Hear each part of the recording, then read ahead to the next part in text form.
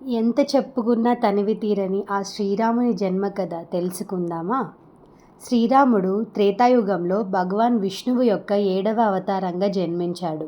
ఆయన జన్మ మహాపురాణం, రామాయణం మరియు ఇతర గ్రంథాల్లో వర్ణించబడింది. అయోధ్యను పాలించే ఇక్ష్వాకు వంశపు మహారాజు దశరథుడు పిల్లలు లేకపోవడంతో ఆయన పుత్రకామేష్టి యాగం చేసేందుకు సిద్ధమయ్యాడు. మహర్షి వశిష్ఠుడి సూచనతో మహారాజు దశరథుడు శృంగి మహర్షి సహాయంతో పుత్రకామేష్టి యాగం నిర్వహించాడు. ఈ యాగాన్ని చేసిన ఫలితంగా యజ్ఞకుండం నుండి ఒక దివ్యపురుషుడు స్వర్ణపాత్రలో పాయసం ఇచ్చి దశరథునికి సమర్పించాడు. ఆ ప్రసాదాన్ని ఆయన తన 3 భార్యలైన కౌసల్య, సుమిత్ర, కైకేయులకు సమంగా పంచాడు. అలా ఆ ప్రసాద ఫలితం వల్ల కౌసల్యాదేవికి శ్రీరాముడు జన్మించాడు. కైకేయికి భరతుడు, సుమిత్రకు లక్ష్మణుడు మరియు శత్రుఘ్నుడు జన్మించారు. శ్రీరాముడు విష్ణు స్వరూపుడు అవడం చేత ఆయన జన్మించిన రోజు దేవతలందరూ సంతోషంగా పూల వర్షం కురిపించారు.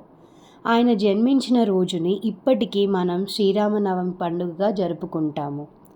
శ్రీరాముడి జన్మకు ఒక దివ్య కారణం ఉంది. అదేంటంటే రాక్షసరాజు రావణుడు భూమిపై హింసాచారాన్ని పెంచడం, దేవతలను బాధించడం వల్ల విష్ణువు రావణ సంహారం కోసం అవతరించాలని నిర్ణయించుకున్నాడు. రావణుడికి బ్రహ్మ ఇచ్చిన వరం ప్రకారం దేవతలు, రాక్షసులు, గంధర్వులు, యక్షులు తనను చంపలేరు. కానీ మనుష్యుల చేత చావు సంభవించగలదు. అందుకే విష్ణువు శ్రీరాముడిగా ఒక మానవుని రూపంలో అవతరించాడు. రావణ వధ చేసి ధర్మాన్ని స్థాపించాడు. శ్రీరాముడు జన్మించిన ప్రదేశాన్నే ఇప్పుడు ఉత్తరప్రదేశ్ రాష్ట్రంలో ఉన్న రామ జన్మభూమిగా పరిగణించబడుతుంది. శ్రీరాముడు మానవుడిగా పుట్టిన పరమాత్మ స్వరూపుడు.